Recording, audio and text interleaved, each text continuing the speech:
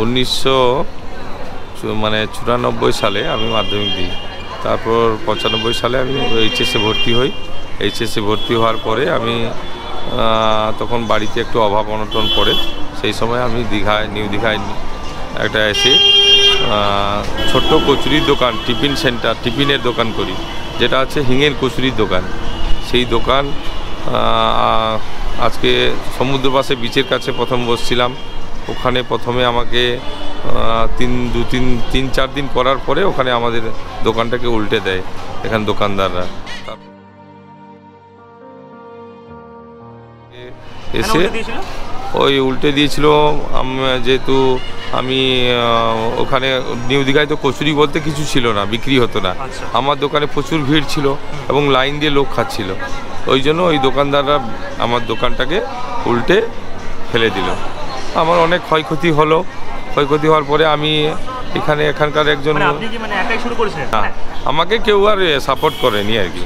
তখন এইখানে প্রফুল্ল মাইতি বলে একজন লোক ছিল, উনি আমার দাদু সম্পর্কে হন, উনি আমাকে হেল্প করেছিলেন। তারপরে সেখান থেকে ভেঙে দেওয়ার পরে আমি এসে এই সামনে একটা খাট দিয়ে, দুটো ব্রেঞ্চ ছিল, ওইটা দিয়ে টিফিন আবার শুরু করি অন্য জায়গায়, দূর থেকে বিচ থেকে সরে এসে। আর সেখান থেকে আসার পরে এখানে কচুরি দোকান করতে করতে আস্তে আস্তে একটা হোটেল করি, ছোট্ট হোটেল। তখন সেই নাম দিয়ে নিমন্ত্রণ বলে, নিমন্ত্রণ হোটেল। আর সেই নিমন্ত্রণ হোটেল আজকে দীর্ঘদিন চালাচ্ছি। এখন বোধহয় এটা নিউ দীঘার সবথেকে বড় হোটেল এটাই না?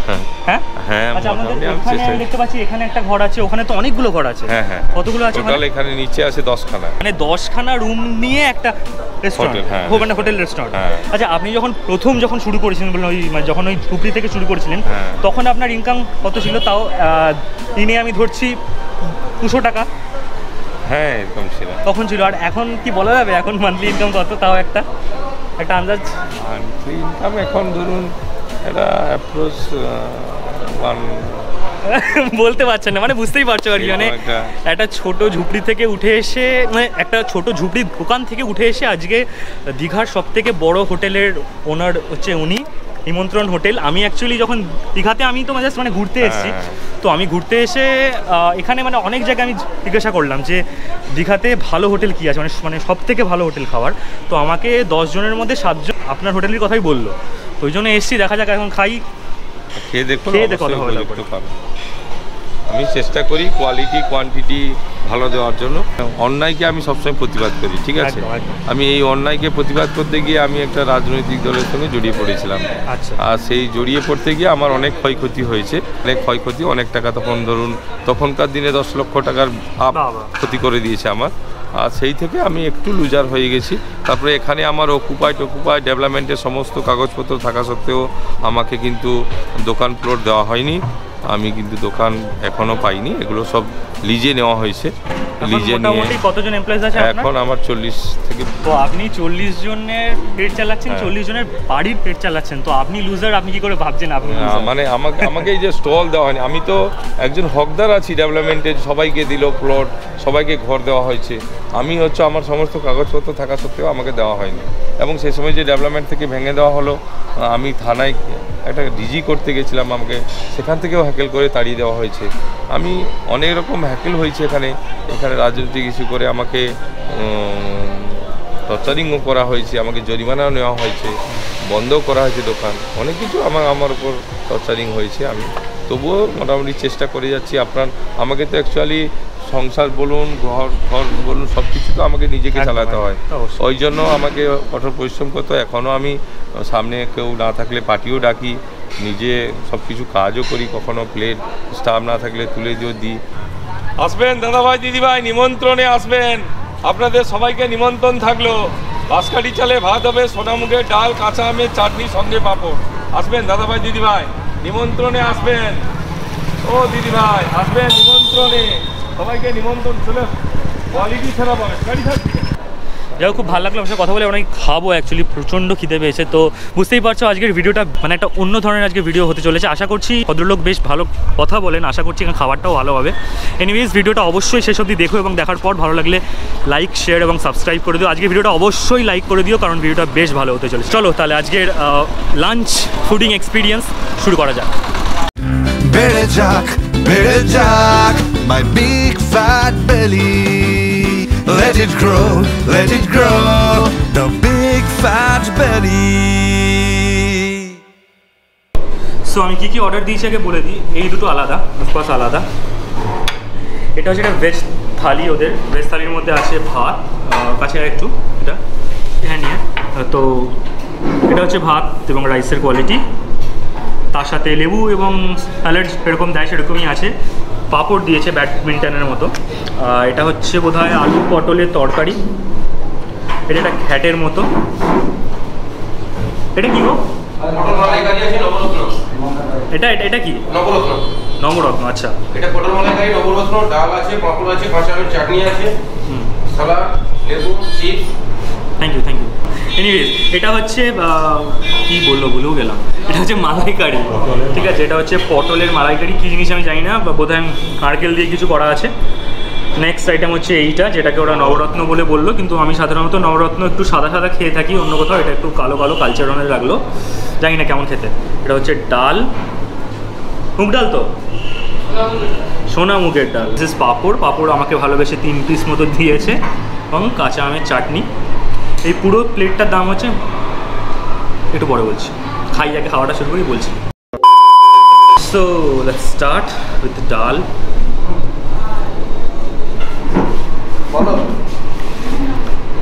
বেশ ঘন, মানে জেলের ডালের মতো না আর কি, পাতলা, ভীষণ গরম। হ্যাঁ, আমি আর তার সাথে কি অর্ডার দিয়েছি একবার বলে দিই আগেই। এটা হচ্ছে চিংড়ি মাছের মালাইকারি। এটা বেশ বড় সাইজের, ডাবকা সাইজের একটা গলদা চিংড়ি আছে, বেশ বড়, ঠ্যাংগুলো বেশ বড় এবং গ্রেভিটা তো দেখেই বোঝা যাচ্ছে ফাটিয়ে। এটা পমফ্রেট আছে, এটা পমফ্রেটের সর্ষে বাটা দিয়ে বোধহয় পমফ্রেট। এটা পমফ্রেটের সাইজটা এরকম।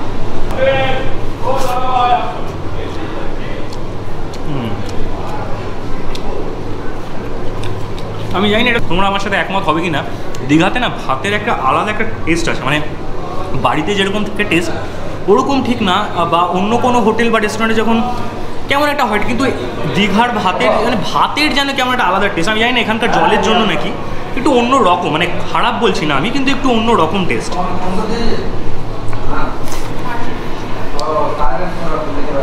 বাঁশকাঠি জলের ভাত, কিন্তু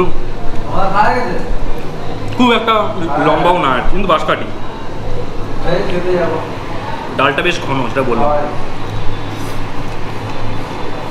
ওরা এটাকে বললো যে আলু পটলের মালাইকারি, মানে জানি না কি তফাৎ কি আছে নর্মাল আলু পটলের তরকারি থেকে, বাট এটা দিয়ে একটু ভাতটা মাখি, মালাইকারি বলেছে যখন।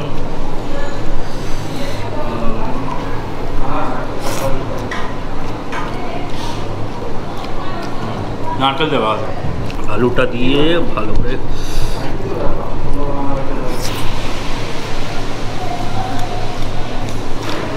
বেশ ভালো, মিষ্টি একটু খেতে। নবরত্ন, সয়াবিন, বেগুন, কুমড়ো। এটা নবরত্ন কম, ঘ্যাট বেশি। আমার ঘ্যাটই লাগছে, বাড়িতে এইসব দিয়ে ঘ্যাটই হয়, তো আমি এটা ঘ্যাটই বলছি, নবরত্ন নয়। হ্যাঁ, জানি না আমি কেন, ওনারা আমাকে বললো নবরত্ন, বাট ঘ্যাট। একদম পরিষ্কার ঘ্যাটের মতো।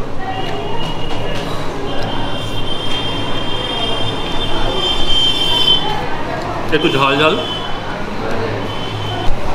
আমার কিন্তু একটু ভাতটা শক্ত লাগছে, নর্মালের তুলনায় একটু শক্তের দিকে, একটু জোরে চিপতে হচ্ছে। আমি তো তাড়াতাড়ি আগেরগুলো শেষ করলাম, তার কারণ আমি মালাইকারিটা বেশি ভালো, মালাইকারিটা পরে খাও, দেখেই মনে হচ্ছে বেশি ভালো। সো গ্রেভি,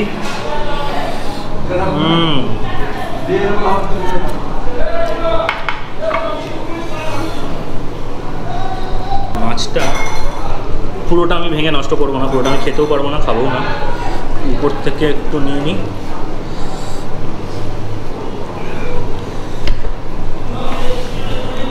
ঝাল হবে না কি জানে, সেটাই আমার ভয় লাগছে, আর কিছু না।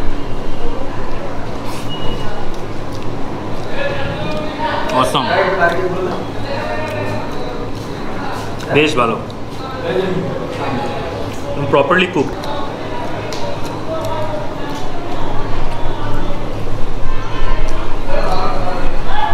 মাছটা একদম ফ্রেশ, বোধহয় আজকেরই মাছ, মানে আজকেই হয়তো খোলা। ঝাল সেরকম একদমই নেই। আমি প্রথমে রঙটা দেখে ভেবেছিলাম ঝাল থাকে, বাট ঝাল একদমই নেই। আর দেখবে অনেক সময় সর্ষে বাটা দিয়ে রান্না করতে গেলে একটা কাঁচা সর্ষের একটা গন্ধ রয়ে যায়, সেই গন্ধটা কিন্তু একদমই নেই, এটা প্লাস পয়েন্ট।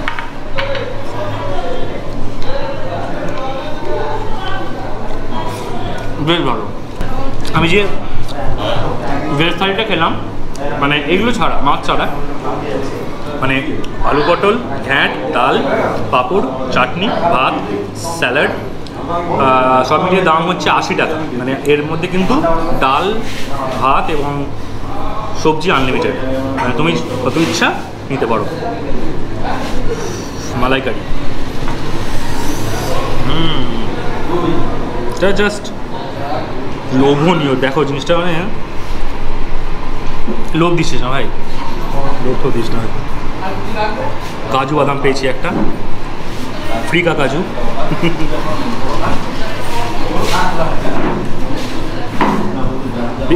বেশ অনেকগুলো কাজু বাদাম আছে, একটা, দুটো, তিনটে, চারটে, বা অনেকগুলো কাজু বাদাম দিয়েছে। বেকার আমি কিনতে গেলাম, এখান থেকে দুয়ে নিলেও ব্যাগে রেখে দিল, পরে খেতাম। নরম,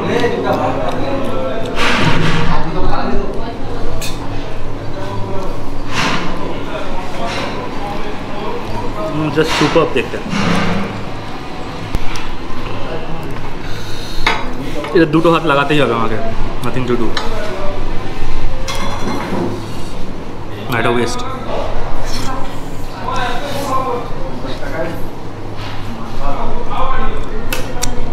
গ্রেভিটা মারাত্মক হয়েছে।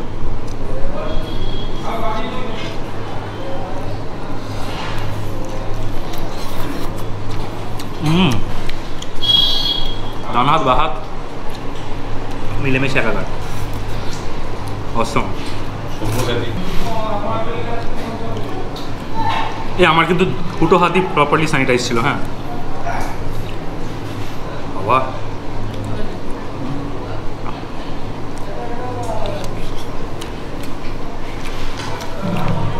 সুপার, সেরা। যে পমফ্রেটটা খেলাম এর দাম কিন্তু 200 থেকে 400 মধ্যে রেঞ্জ করে সাইজ অনুযায়ী। 200 সব থেকে মিনিমাম এবং সব থেকে বেশি হচ্ছে 400 টাকা। এটার দাম হচ্ছে 200 টাকা। এটা যদি 200 হয় তাহলে 250 টাকা এরকম হবে, এরকম বেড়ে বেড়ে ম্যাক্সিমাম 400 অব্দি দাম। আর এই চিংড়ি মাছ যেটা খেলাম সেটার দাম হচ্ছে 300 টাকা। চিংড়ি মাছের মালাইকারি বেশ বড়ো সাইজের দেখলে। এটা কিন্তু আমার একটু ছাড়াতে অসুবিধা হচ্ছে।